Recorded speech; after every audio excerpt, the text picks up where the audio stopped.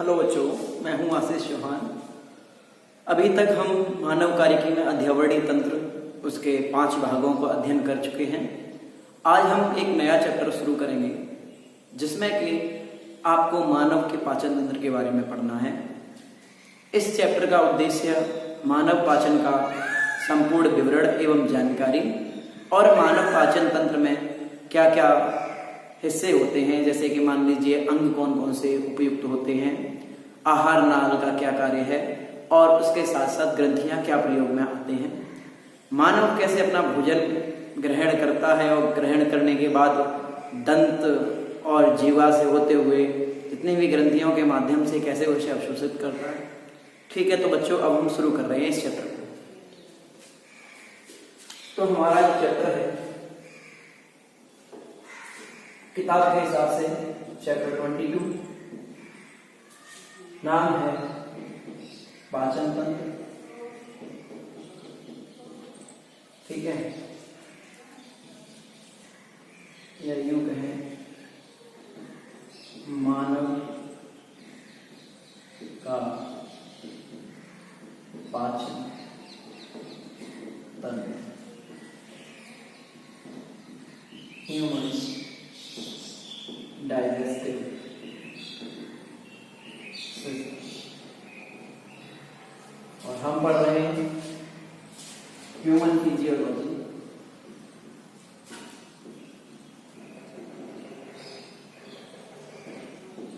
यानी मानव कार्य।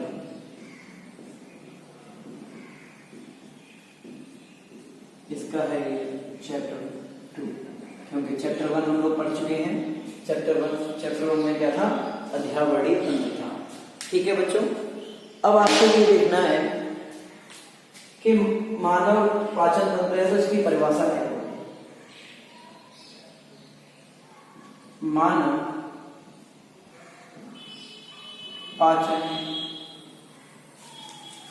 प्रक्रिया यानी ह्यूमन डाइजेस्टिव प्रोसेस, ये कैसी होती है? तो बच्चों इसका परिचय समझ लीजिए। इसका परिचय क्या है? जटिल भोज्य पदार्थ। ठीक है, हम जो खाते हैं वो कैसे होते हैं? जटिल भोज्य पदार्थ खाते हैं या पीते हैं, जो भी। ठीक है, लिक्विड फूड। एक विधि होती है जिसका हम कहते हैं एंजाइमेटिक हाइड्रोलाइसिस। एंजाइमेटिक हाइड्रोलाइसिस यानी जटिल भोज्य पदार्थ हैं उत्प्रेरक। हाइड्रोलाइसिस का मतलब होता है जल अपघटन। जल अपघटन। ठीक है, कैसे? जल अपघटन द्वारा ये उत्प्रेरक की जो प्रक्रिया है, मतलब उत्प्रेरक एंजाइम हिस्सा लेते हैं इसमें और क्या करते हैं? जल अपघटन क्रिया करते हैं जटिल भोज्य पदार्थों का। और कैसे बनाते हैं? सरल अवशोषण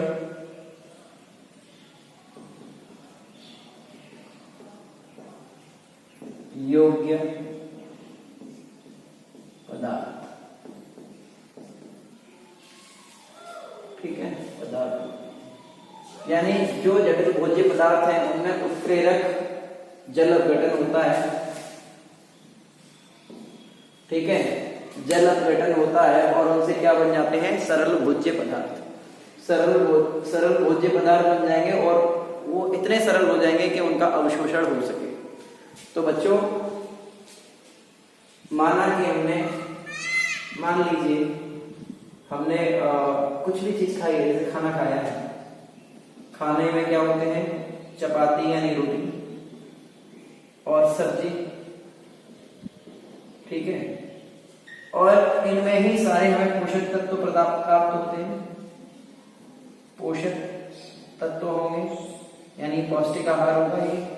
ये पोषक तत्व बहुत ही ज्यादा जटिल होंगे। जैसे मान लीजिए आप चपाती खा रहे हैं तो उसमें कार्बोहाइड्रेट्स होंगे, जो तेल यूज किया गया उसमें फैट होगा, कुछ प्रोटीन भी होगा उसमें, ठीक है। अगर आप दूध वगैरह खा रहे हैं तो, या मांस वगैरह खा रहे हैं तो उसमें प्रोटीन भी होगी। तो ये सारे जटिल में होता है। जबकि जब इनको एंजाइम्स यानी HCl प्रोटीन को बचाने के लिए अलग प्रोटीज एंजाइम वगैरह होते हैं, तो वो क्या करते हैं, वो जब इनमें मिलते हैं और ये सिस्टम ये कहाँ होता है, ये उत्प्रेरक एंजाइमेटिक, इसको जान लीजिए आमाशय और छोटी आंत। मानव में एंजाइमेटिक हाइड्रोलाइसिस, ठीक है, आमाशय और छोटी आंत में ज्यादातर होता है। वहां पे छोटी आंत में क्या होते हैं, माइक्रोविलाइज, और माइक्रो में भी आपको समझाऊंगा आगे जाके। माइक्रोविलाइज से क्या होगा, सरल अवशोषित योग्य जो पदार्थ होंगे वो अवशोषित कर लिए हैं। तो बच्चों ये था आपका परिचय इस चैप्टर का, मानव पाचन तंत्र कैसे काम करता है। अब हम पढ़ेंगे मानव पाचन तंत्र के क्या क्या प्रमुख भाग होते हैं।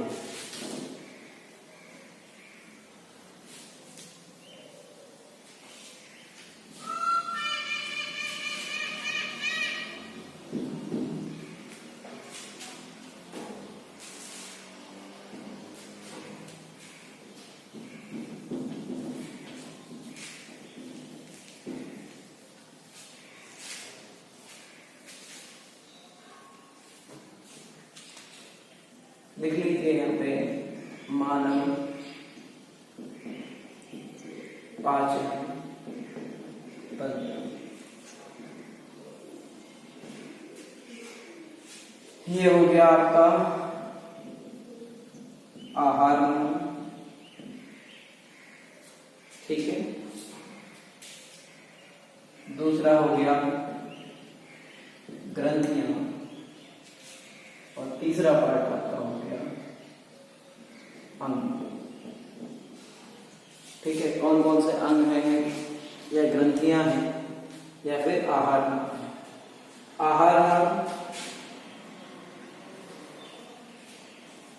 इसको एलिमेंट्रिक,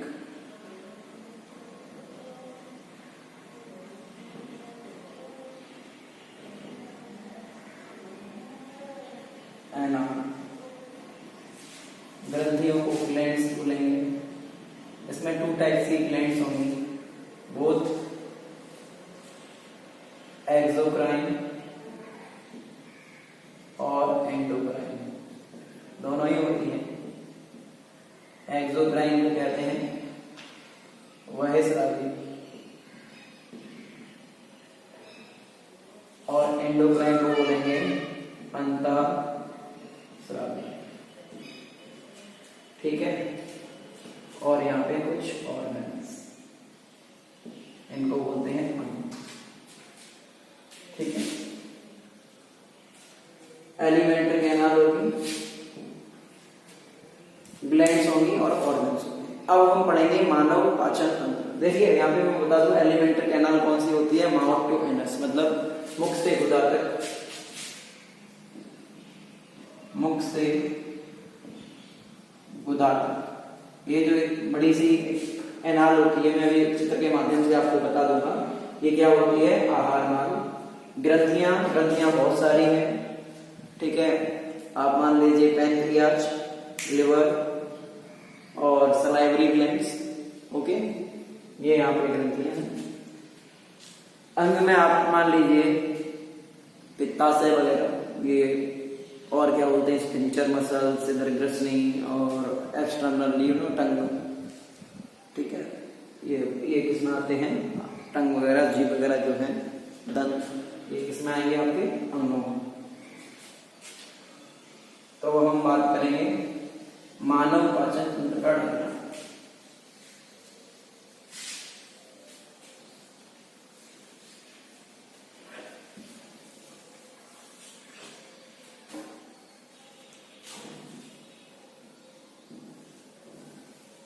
ठीक है बच्चों, बड़े स्पष्ट डायग्राम बनेंगे आप।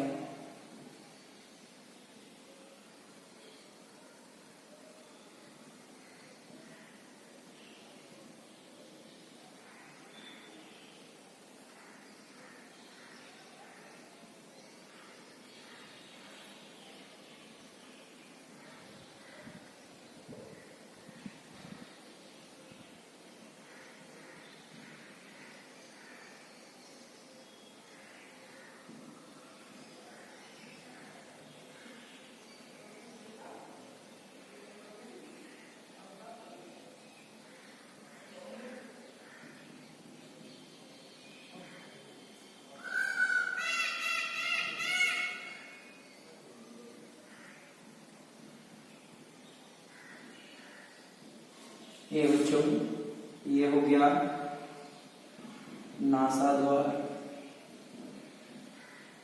या फिर नेसल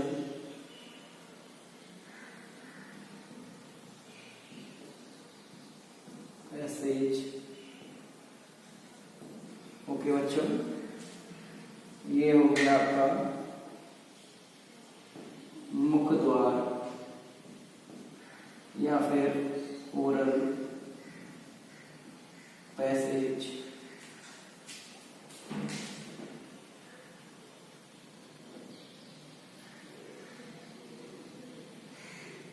ये आपकी जीवा या फिर जीभ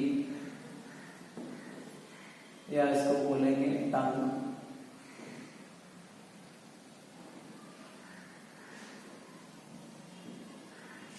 ओके बेटा, ये यहाँ पे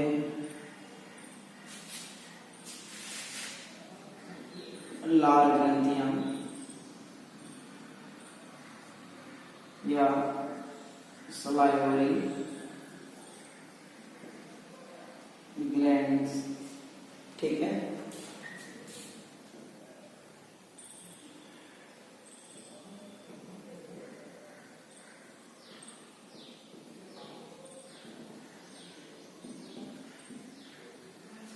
ये यहाँ पे आपके हो गए दांत या इनको मान लीजिए इंग्लिश में कहते हैं टीथ। ठीक है, यहाँ तक आपने, ये मुख का पार्ट है, इसको हम मुख बोलेंगे। जब भी हम पढ़ेंगे तो मुख में यहाँ तक फेरिंग्स तक पढ़ेंगे। फेरिंग्स को बोलते हैं ग्रसनी। ठीक है, ये हो गया फेरिंग्स, इसको नोट कीजिए।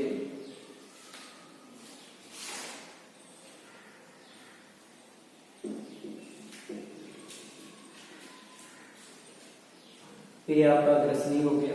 ठीक है,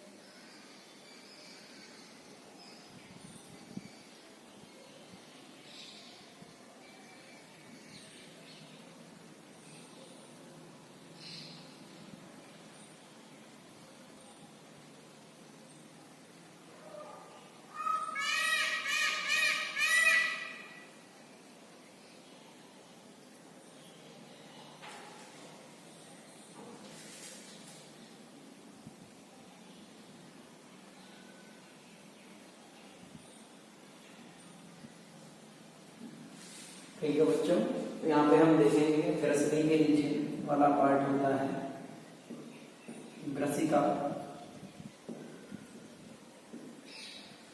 ठीक है, ग्रसिका को बोलते हैं ईसोफेगस। ठीक है, ये जे शेप का, जे आकार का होता है, इसको बोलते हैं आमाशय।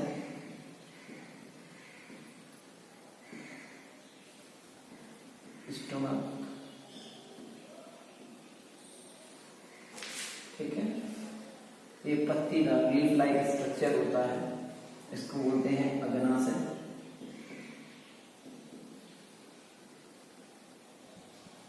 ठीक है बच्चों, इसको इंग्लिश में बोलते हैं पैनक्रियाज।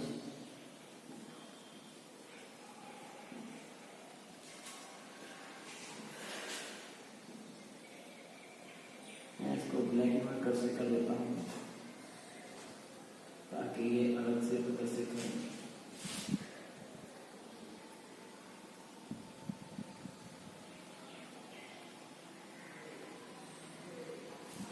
ये बेटा जो हम ब्लैक मार्कर से कर रहे हैं डार्क, ये भी छोटी आंत की भांति होती है,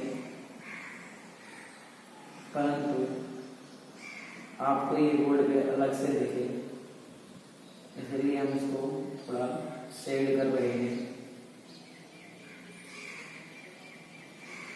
ठीक है बच्चों,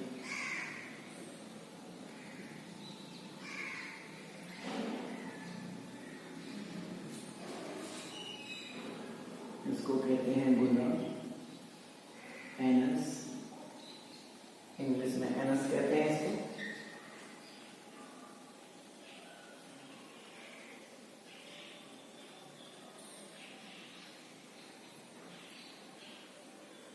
ये काला ब्लैक शेड में कर दिया, इसको मैंने बोल दिया बड़ी आंत। ठीक है, लार्ज इंटेस्टाइन। ओके बच्चों, ये कुंडलिक संरचना है, इसको बोल दिया हमने छोटी आंत। इसमें 95% तक पाचन होता है और उसके बाद अवशोषण भी होता है। ये आपकी स्मॉल इंटेस्टाइन। ठीक है बच्चों, अब आ जाते हैं इस तरफ। आमाशय के ठीक पास में होता है आपका यकृत, इसको बोलते हैं लिवर।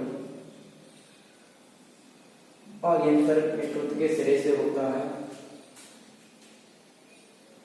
पित्ताशय। ठीक है, पित्ताशय को कहते हैं गॉल ब्लैडर। ओके बच्चों, ये आपका पूरा, ये यहां पे डाल लीजिए चित्र मानव पाचन तंत्र। आपके एग्जाम में आता है तो आप ऐसा ही बना के आएंगे। ठीक है बच्चों, figure human digestive system. Okay बच्चों, इसके बारे में हम बात करेंगे अभी। आप पहले चित्र को बना लीजिए।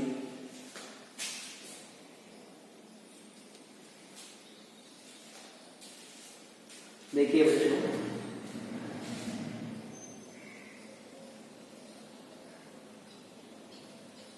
यह जो चित्र है, इसको आप प्रैक्टिस कीजिएगा, बहुत बार एग्जाम्स में आता है। इसके बाद हम भाग 2 में, इस चित्र में 5 घटनाएं होती हैं, जैसे अंतःग्रहण करना। ठीक है, फिर जब वो खाना अंदर चला जाता है इंगेशन में, उसे इंगेशन कहते हैं, वो आगे हम डिटेल में बताएंगे। फिर वो आहार मुंह में जब सलाइवरी ग्लैंड से सलाइवा निकलता है तो वो कहाँ पहुंचता है, मरता हुआ कहाँ पहुंचेगा, स्टमक में।